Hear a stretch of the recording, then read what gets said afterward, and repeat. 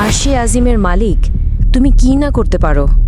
আসলেই তুমি ছাড় দাও, কিন্তু ছেড়ে দাও না বাংলাদেশের সবচেয়ে নিকৃষ্ট কুখ্যাত পাপিষ্ঠ বিচারপতি খায়রুল হক।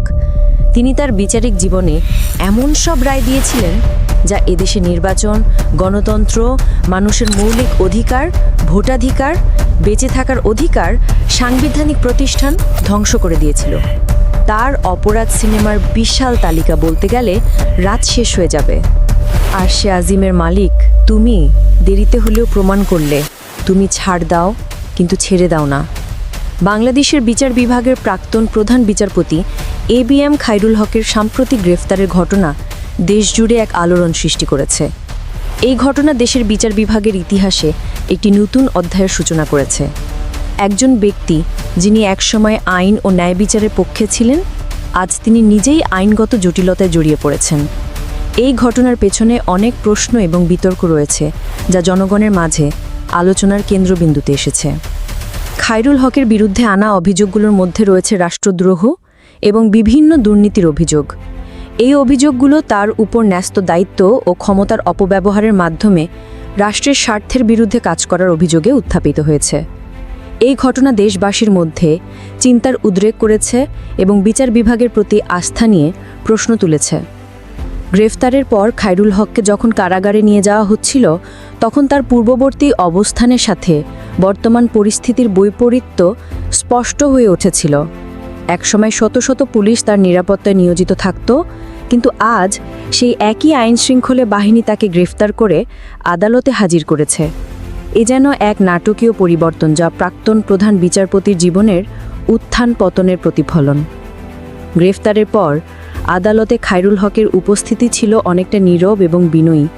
যেখানে পূর্বে তিনি বিচারকের আসনে বসে বিচার করতেন, আজ তিনি নিজেই একটি বিচারাধীন ব্যক্তি হিসেবে আদালতে উপস্থিত। এই পরিবর্তন তার জীবনের এক নতুন অধ্যায়ের সূচনা করেছে এবং এটি আমাদের স্মরণ করিয়ে দেয় যে জীবন কতটা অনিশ্চিত এবং পরিবর্তনশীল হতে পারে। এই ঘটনা বাংলাদেশের বিচার বিভাগ এবং আইন ব্যবস্থার প্রতি জনগণের আস্থা পুনঃস্থাপনের একটি সুযোগ এনে দিয়েছে। এটি একটি সময় যখন আমাদের বিচার বিভাগকে আরও সুশৃঙ্খল এবং স্বচ্ছ হতে হবে, যাতে জনগণের আস্থার পুনরুদ্ধার করা যায়।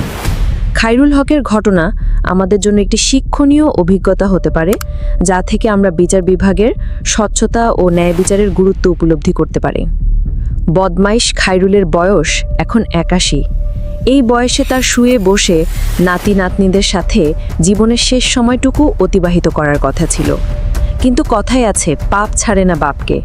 যৌবনের পাপ তাকে বৃদ্ধ বয়সে কাঠগড়ায় এনে দাঁড় করিয়েছে। ঘড়ির কাঁটায় তখন রাত 8টা। একটা নীল রঙের প্রেজেন্ট ভ্যান হুইসেল বাজিয়ে পুরান ঢাকার রায় সাহেব বাজার মোড় হয়ে ঢাকার চিফ মেট্রোপলিটন ম্যাজিস্ট্রেট আদালতের প্রধান ফটকে প্রবেশ করে। প্রেজেন্ট ভ্যান ঢুকতে দেখে জাতীয়তাবাদী আইনজীবী ফোরামের নেতারা সাবেক প্রধান বিচারপতি ABM খায়রুল হকের শাস্তি চেয়ে স্লোগান দিতে থাকেন। প্রিজন ভ্যানটি দ্রুত গতিতে ঢাকার CMM আদালতের হাজতখানায় ভেতরে ঢুকে যায়। সাবেক প্রধান বিচারপতি ABM খায়রুল হক যখন আদালতের হাজতখানায়, তখন হাজতখানার সামনে জাতীয়তাবাদী আইনজীবী ফোরামের নেতারা তার শাস্তির দাবিতে মিছিল করতে থাকেন। কেউ কেউ পচা ডিম আর আটা নিয়ে অপেক্ষা করতে থাকেন। যদিও কোনো মব সৃষ্টি না হয়, সেজন্য পুলিশের কড়া নির্দেশনা ছিল। আদালতের সামনে অবস্থান নেন সেনাবাহিনীর সদস্যরা। তখন হাজতখানার ভেতর থেকে সাবেক প্রধান বিচারপতি ABM খায়রুল হককে বের করা হয়। তখন দেখা যায় সাবেক প্রধান বিচারপতি ABM খায়রুল হকের 2 হাত পেছনে নিয়ে পরিয়ে দেওয়া হয়েছে হাতকড়া। পুলিশের বুলেট প্রুফ জ্যাকেট, তার পরনে ছিল সাদা শার্ট আর কালো রঙের প্যান্ট।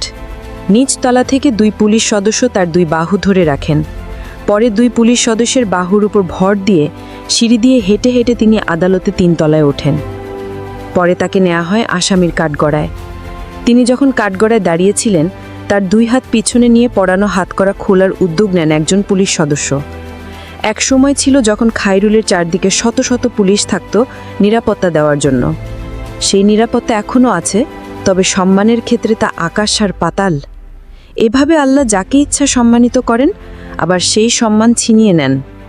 সাবেক প্রধান বিচারপতি কাঠগড়ায় মাথা নিচু করে দাঁড়িয়েছিলেন। হয়তো মনে মনে ভাবছিলেন যে শেখ হাসিনার জন্য একসময় তিনি প্রহসনের বিচার করেছিলেন, নিজে অপরাধীদের ফাঁসি দিয়েছিলেন। শেখ হাসিনা এবং তার পরিবারের সদস্যরা তো আরামায়েশে আছে, কিন্তু সেই তিনি আজ কাঠগড়ায় দাঁড়িয়ে হয়তো একটু হলেও নিজের কৃতকর্মের জন্য অনুশোচনায় ভুগছিলেন তিনি। এর সময় একজন পুলিশ সদস্য তার হাতকড়া খুলে দেন।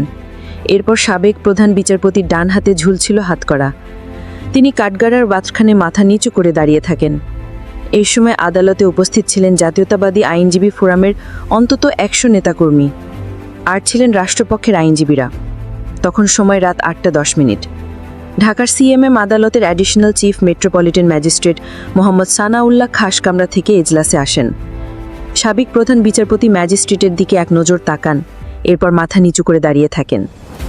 দেশের ইতিহাসে এই প্রথম কোনো সাবেক প্রধান বিচারপতি হিসেবে ABM খায়রুল হককে গ্রেফতার করা হয়। রাজধানী ধানমন্ডি থেকে পরে তাকে নেওয়া হয়েছিল ঢাকা মহানগর গোয়েন্দা পুলিশের কার্যালয়। বৈষম্য বিরোধী ছাত্র জনতার আন্দোলনে গত বছরের 17 জুলাই রাজধানীর যাত্রাবাড়িতে নিহত হন যুবদল কর্মী আব্দুল কাইয়ুম। এই ঘটনায় যাত্রাবাড়ি থানায় দায়ের করা হত্যা মামলার আসামিদের তালিকায় রয়েছেন সাবেক প্রধান বিচারপতি ABM খায়রুল হক, মামলার তদন্তকারী পরিদর্শক খালেদ হাসান। সাবেক প্রধান বিচারপতি ABM খায়রুল হকের কারাগারে আটক রাখার আবেদন করেন খালিদ হাসান।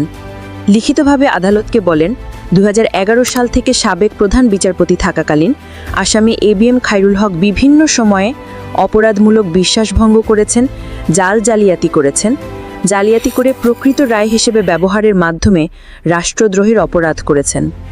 মামলা তদন্তকারী আদালতকে বলেন, আসামি একজন প্রভাবশালী ব্যক্তি, তাকে জামিন দিলে তদন্ত কাজে বিঘ্ন ঘটার সম্ভাবনা রয়েছে। তাকে জামিন দিলে ছাত্র জনতা ও রাজনৈতিক দলগুলো উত্তেজিত হয়ে আইন শৃঙ্খলা পরিস্থিতির অবনতি ঘটাতে পারে।